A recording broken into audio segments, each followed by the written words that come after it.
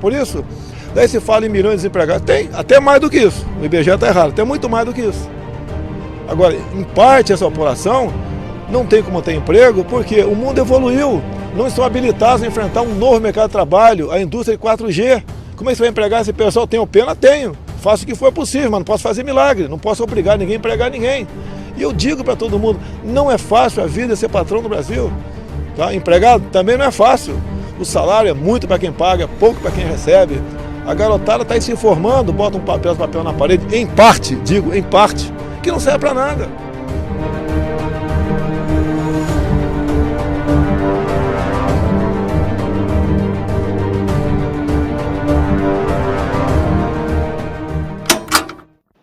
A taxa de desemprego cresceu nas 5 regiões no primeiro trimestre e 1 de cada 4 desempregados está procurando emprego há pelo menos 2 anos.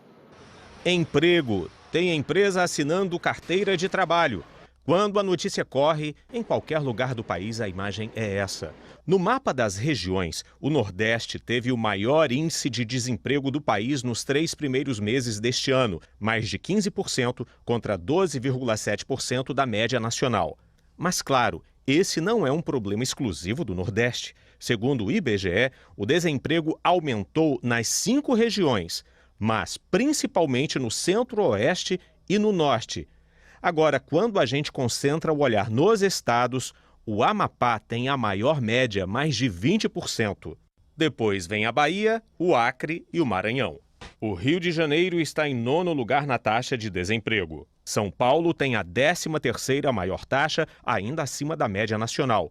E Rio Grande do Sul e Santa Catarina, as menores. A porta que leva ao emprego está cada vez mais estreita, mais apertada.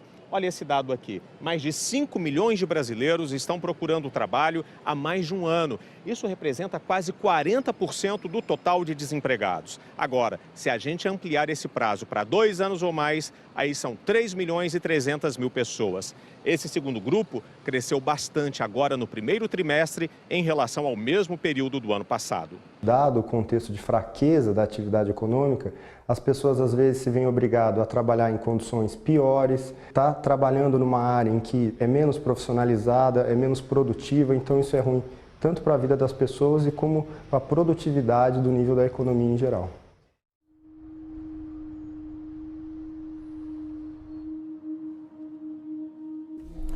Nós estamos querendo saber o que está acontecendo com o mundo.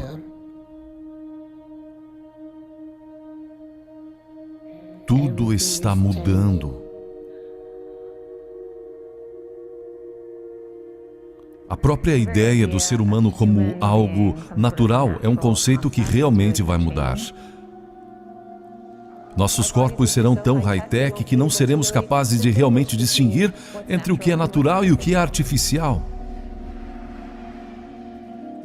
Dentro de nossas próprias cabeças está o mais complexo arranjo da matéria do universo conhecido.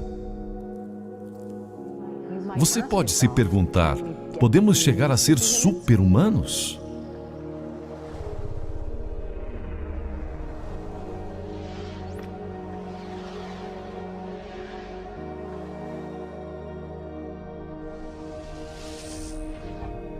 A quarta revolução industrial.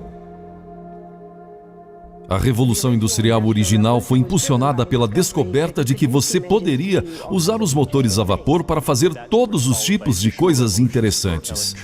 Isso foi seguido por resoluções adicionais para eletricidade, computadores e tecnologia da comunicação. Estamos agora nos estágios iniciais da quarta revolução industrial, que está unindo sistemas digitais, físicos e biológicos.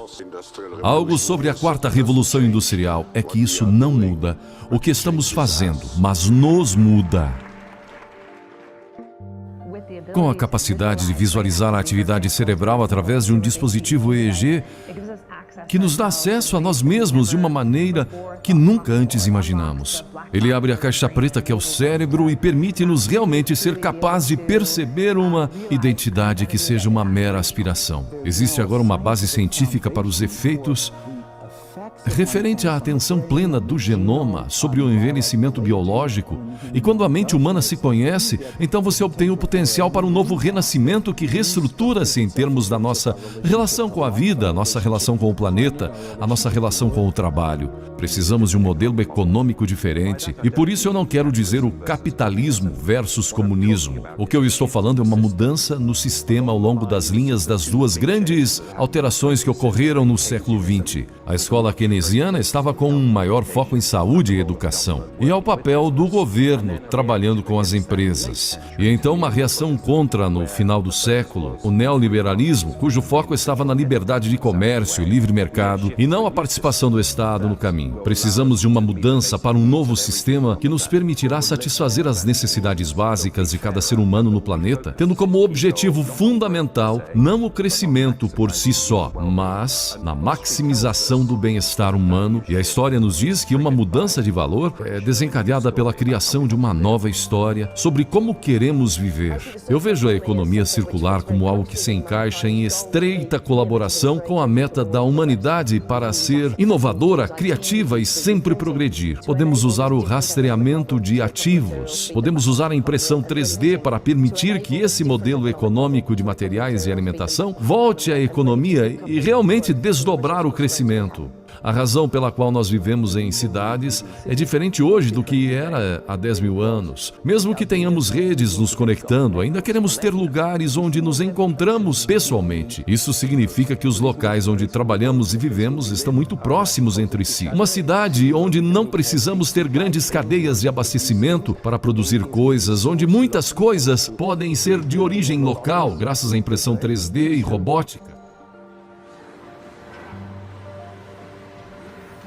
Caminhando por aí você vê coisas diferentes, coisas unidas ao corpo. Eles usam um monte de coisas que os ajudam a levantar e mover as coisas para o carro. Nós apenas sentamos lá e programamos alguma coisa, e eles têm sua própria mente fixada para seguir em frente e fazer tudo. Em seguida, como seres humanos, nós apenas entramos e damos um passo extra para ajudar a tecnologia. Não é a solução para tudo. Há definitivamente um monte de operações nas quais pessoas têm melhor desempenho. Mas para as aplicações certas, a robótica é uma grande melhoria no processo. A previsão de 5 milhões de empregos perdidos em 2020 para a tecnologia é grave. Mas não é a questão principal. Construção, manufatura, serviços, saúde pública e educação. Essas indústrias ainda existirão. A principal questão é qual será o futuro do trabalho. Como é que vamos definir o trabalho? Como vamos compartilhar a riqueza? Do ponto de vista do trabalho ou emprego, agora nós calorosamente precisamos de uma nova educação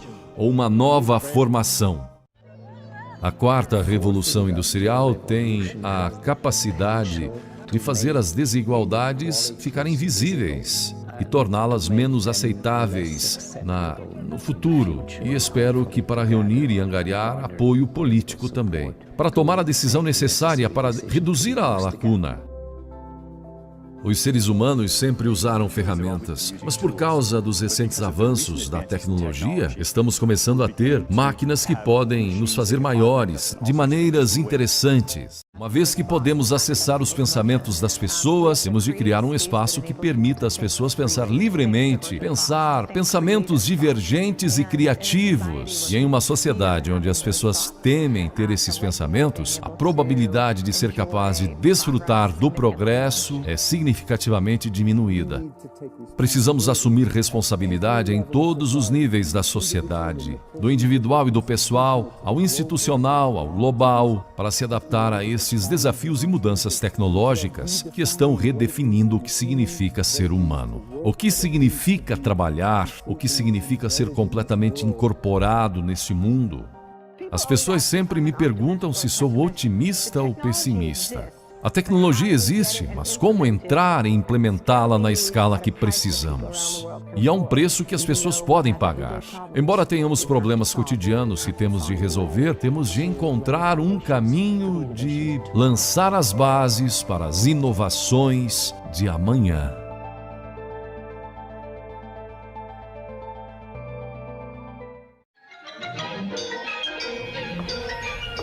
das cenas mais famosas do cinema. Em tempos modernos, Chaplin ironiza a superespecialização do trabalho, onde cada um executa sua parte na cadeia produtiva sem nem saber direito como será o produto final. Coisas da segunda Revolução Industrial. Agora, na quarta, nós caminhamos na direção oposta, rumo ao fim dos empregos mecânicos. E essa é uma discussão mundial. No futuro próximo, que tipo de trabalho a gente vai fazer e que tipo de trabalho as máquinas vão fazer? O que vai acontecer com as profissões que a gente conhece? Muitas pessoas estão debruçadas sobre essas perguntas. Economistas, empresários, pesquisadores, políticos. São temas que estão sendo tratados aqui na capital dos Estados Unidos. A economia americana está a pleno emprego e, ao mesmo tempo, o trabalho é uma preocupação. O índice de desemprego de 3,7% é baixo assim, não apenas porque as empresas vêm contratando nos últimos anos, mas também porque tem gente que já desistiu de procurar trabalho. Desde a crise de 2008, a economia americana vem excluindo quem não tem faculdade ou pós-graduação. Nas montadoras, por exemplo, os robôs na linha de produção e o avanço tecnológico dos carros diminuíram a demanda por operários e aumentaram a necessidade de contratar programadores. Os aplicativos de transporte vêm sendo a oportunidade de trabalho para muitos dos excluídos. Mas até quando os carros vão precisar de motoristas?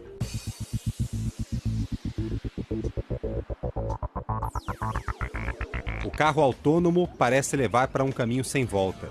Um estudo publicado pela Casa Branca no fim do governo de Barack Obama, em 2016, estima que 3 milhões de empregos de motorista podem desaparecer nos Estados Unidos. Esse estudo foi feito para avaliar os efeitos da inteligência artificial e da automação na economia. Andrew McAfee é pesquisador do MIT, o Instituto de Tecnologia de Massachusetts. As pessoas que fazem trabalhos repetitivos já estão sendo desafiadas pela tecnologia. E o campo de trabalho que pode ser automatizado está aumentando muito. Não existiam tecnologias para interagir com o ser humano. Agora existem e são muito boas.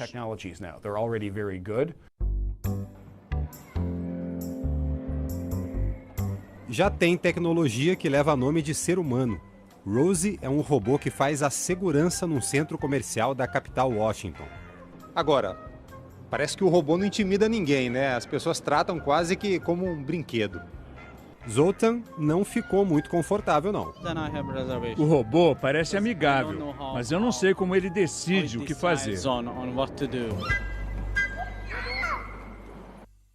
O relatório da Casa Branca alerta que é preciso amparar os trabalhadores que estão perdendo os empregos nessa nova revolução industrial. O documento fala em modernizar a rede de seguridade social.